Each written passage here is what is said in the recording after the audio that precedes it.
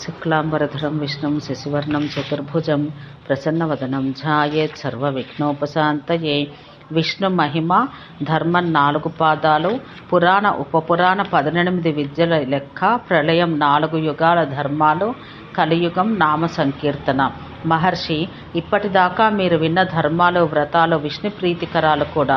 సూర్యాది దేవుల పూజ, పితృతర్పణలు, హోమాలు, సంధ్యావందనాలు, పురుషార్థ చతుష్టయ సిద్ధిని సమకూర్చే వ్రతాలు.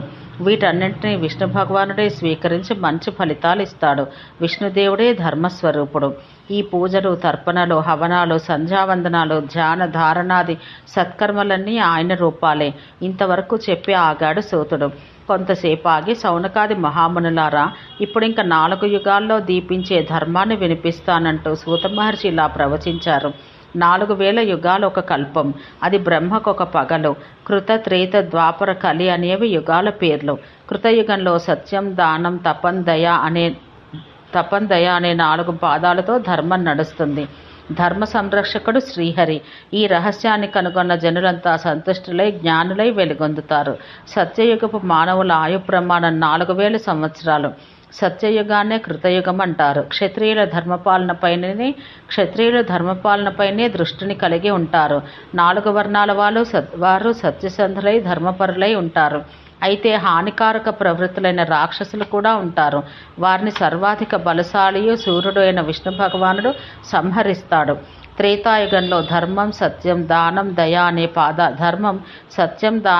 అనే పాదాల మీద నడుస్తుంది. ఈ యుగంలోని ప్రజలు యజ్ఞపరాయణులై ఉంటారు. లోకమంతా క్షత్రియుల వల్ల సురక్షితమై ఉంటుంది. విష్ణు భగవానుడు రక్తవర్ణుడై ఈ యుగంలో మానవులచే పూజించబడతాడు. వారి ఆయు 1000 సంవత్సరాలుంటుంది. ఈ యుగంలో వారిని భీమరథుడు అంటారు. రాక్షసులను క్షత్రియులే సంహరిస్తారు. ద్వాపర యుగంలో ధర్మం 2 పాదాలపైనే నిలబడి ఉంటుంది. విష్ణు భగవానుడు పీతవర్ణుడై ఉంటాడు. మానవుని ఆయు ప్రమాణం 400 సంవత్సరాలుంటుంది. బ్రాహ్మణ, క్షత్రియ వర్ణముల వారు లోకమంతటా వ్యాపిస్తారు. లోకుల అల్పబుద్ధిని చూసి విష్ణువే వ్యాసునిగా పుట్టి వేదాలను విభజించి వైదిక ధర్మాన్ని వ్యాప్తిలోకి తెస్తాడు. తన శిష్యుల్లో పైలునికి ఋగ్వేదాన్ని, జైమునికి సామవేదాన్ని, వైశంపాయనునికి యజుర్వేదాన్ని, సుమంతునికి అథర్వవేదాన్ని ప్రసాదించి ప్రచారం చేయడానికి అనుజ్ఞ ఇస్తాడు. వేదాంగాలను, పురాణాలను సూతునికి అనుగ్రహిస్తాడు. అన్ని పురాణాలు, వేదాలు పూర్తిగా తెలిసినవాడు శ్రీహరి ఒక్కడే. పురాణం పంచలక్షణం అని చెప్పబడింది. సర్గ, ప్రతిసర్గ, వంశ, మన్వంతర, వంశానుచరితములే ఈ 5 లక్షణాలు. 18 పురాణాల పేర్లను గుర్తుంచుకోవడానికి మన పెద్దలు ఒక శ్లోకం చెప్పారు ఇలా: భ్రత్రయం భద్వయంచ మద్వయం వ చతుష్టయం అనాపలింగ కూస్కాని పురాణాన్ని ప్రచక్షత. బ్రా అనే అక్షరంతో 3, భా అనే అక్షరంతో 2, మా అనే అక్షరంతో 2, వా అనే అక్షరంతో 4, ఆ, నా, పా, లింగ, కూస్కాలతో ఒక్కొక్కటి. ఈ పట్టికలో శివపురాణం లేదు. గరుడ పురాణ పట్టికలో వామన పురాణం కానరాదు. పురాణ విజ్ఞానం 18 రూపాలుగా విభక్తమైనది.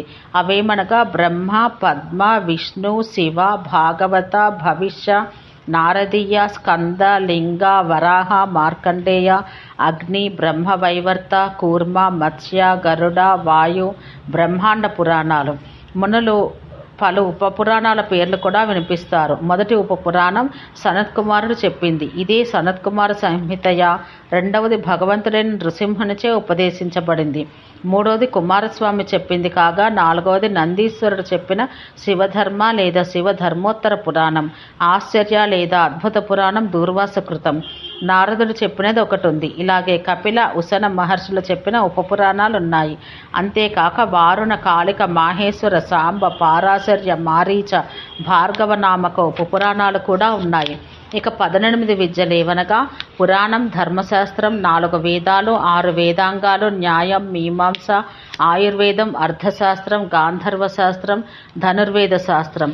పురాణం ధర్మశాస్త్రంచ వేదాస్త్యంగాని యన్మునే న్యాయం సౌనక మీమాంస ఆయుర్వేదార్థ శాస్త్రకం. ద్వాపర యుగాంతంలో భగవంతుడైన శ్రీహరి భూభారాన్ని తగ్గిస్తాడు.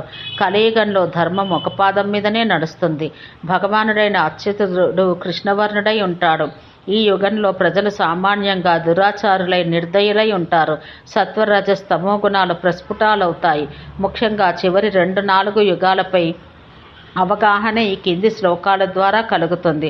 ప్రభూతశ్చ యదా సత్వం మనోబుద్ధీంద్రియాణి చ తదాకృత యుగం విద్య జ్ఞానీ తపసి యద్రతిః యదా కర్మసు కామ్యేషు శక్తిర్యశసే దేహినాం తదా త్రేతా రజోభూతిః ఇది జానీపి హి శౌనక యథా లోభస్య సంతోషో మానో దంభశ్చ మత్సరః కర్మణాం చాపి కామ్యానాం ద్వాపరం తద్రజస్తమః యదా సదానృతం తంద్రానింద్ర హింసాది సాధనం శోకమోహౌ భయం దైన్యం స కలిస్తమసి స్మృతః. కలియుగం గడుస్తున్న కొద్దీ మానవులకు కామాసక్తి పెరుగుతుంది. కటువుగా మాట తీరుంటుంది. జనపదాలను దొంగలు దోపిడీ దొంగలు ఆక్రమిస్తారు. వేదాలు పాఖండ దూషితాలవుతాయి. రాజులు ప్రజల సర్వస్వాన్ని హరిస్తారు. ప్రజలు మైథునానికి పొట్టపోషణకి తప్పైక దేనికి ప్రయత్నించరు. బ్రహ్మచర్యం అనే మాటే ఉండదు. గృహస్థులు సన్యాసులు కూడా లోపులవుతారు. తపస్సులు ఎక్కడో మారుమూలలోకి వెళ్ళిపోతారు. దైవానికన్నా ధనాన్ని నమ్ముకుని ప్రజలు జీవిస్తారు. లఘు శరీరులై ఉండి కూడా అమిత భోజనులై నడి వయసులోనే అనారోగ్యం పాలై చతికిలబడిపోతారు. ప్రజలు ఎప్పుడైతే దొంగలను పట్టుకొచ్చి సాధువులను చేసి ఇతరులను నమ్మించి డప్పు చేసుకుంటారో అప్పుడే కలియుగం పరాకాష్ఠకు చేరుకుందనుకోవాలి. ఈ యుగానికి పట్టని జాడ్యాలు లేవు. ఈ మనుషులు పాల్పడని పాపాలుండవు. ఇంకా కొందరు సజ్జనులు మిగిలే ఉంటారు. వారికి సుఖజీవనాన్ని ప్రసాదించే సాధనం ఒక్కటే, అదే శ్రీకృష్ణ సంకీర్తనం. ఆ సంకీర్తనం ద్వారానే మనిషి సంసారం అనే మహాబంధనంలో చిక్కుకోకుండా కర్మిష్టిగా జీవించగలడు. జనన మరణాల ఉచ్చు నుండి తప్పించుకోగలడు. కృతయుగంలో ధ్యానం, త్రేతాయుగంలో జపం, ద్వాపరయుగంలో సేవ, కలియుగంలో ఆయన గుణ లీల నామ సంకీర్తనం ముక్తిదాయకాలు.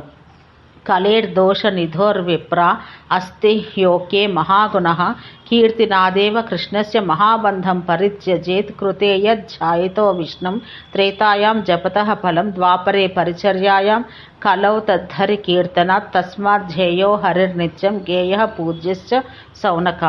ప్రళయం నైమిత్తికమని ప్రాకృతమని చెప్పబడింది. 4000 యుగాలకు ఒక మారు వచ్చే ప్రళయాన్ని బ్రహ్మలయమని నైమిత్తిక ప్రళయమని అంటారు. ఇది కాక కొన్ని కల్పాలకు ఒక మారు వచ్చేది ప్రాకృతిక ప్రళయం. బ్రహ్మలయం కలియుగాంతంలో 100 ఏళ్ల పాటు అనావృష్టి ఏర్పడుతుంది. ఆకాశ మండలంలో ప్రచండ రూపంతో అంతటినీ మండించి 7 సూర్యులు ఉదయిస్తారు.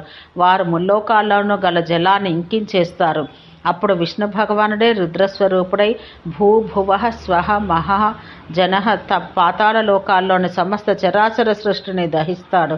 తర్వాత సంవర్తకాలను పేరుగల మేఘాలను సృష్టిస్తాడు. అవి 100 ఏళ్ల పాటు భయంకర వృష్టిని అలా కురిపిస్తూనే ఉంటాయి. విష్ణురూపుడైన వాయువు మిక్కిలి వేగంతో 100 ఏళ్ల పాటు వీస్తాడు. అప్పుడు ప్రపంచమంతా సముద్రమే అవుతుంది. ఆ సముద్రంలో అనంతశయ్యపై విష్ణువు శయనిస్తాడు. అలా 1000 ఏళ్లు శయనించిన పిమ్మట లేచి ఆయనే మర్ర జగత్తును సృష్టిస్తాడు. ఇప్పుడు ప్రాకృతిక ప్రళయాన్ని వర్ణిస్తాను. బ్రహ్మవర్షాలు ఒక 100 పూర్తి కాగానే భగవంతుడైన శ్రీహరి తన యోగ బలంతో సమస్త సృష్టిని బ్రహ్మతో సహా తనలో లీనం చేసుకుంటాడు. బ్రహ్మాండమైన వర్షాలు 100 వర్షాల పాటు కురిసి బ్రహ్మాండమంతా జలమయమైపోతుంది. బ్రహ్మ ఆయువు పూర్తయి మరొక బ్రహ్మ ఉదయించే కాలం దగ్గర పడగానే శ్రీహరి శయనం 100 ఏళ్లు కూడా పూర్తి కాగా అవ్యక్తాది క్రమం నుండి మరలా వ్యక్తీభూతమైన చరాచర జగత్తు సృష్టించబడుతుంది. ఓం శాంతి శాంతి శాంతి.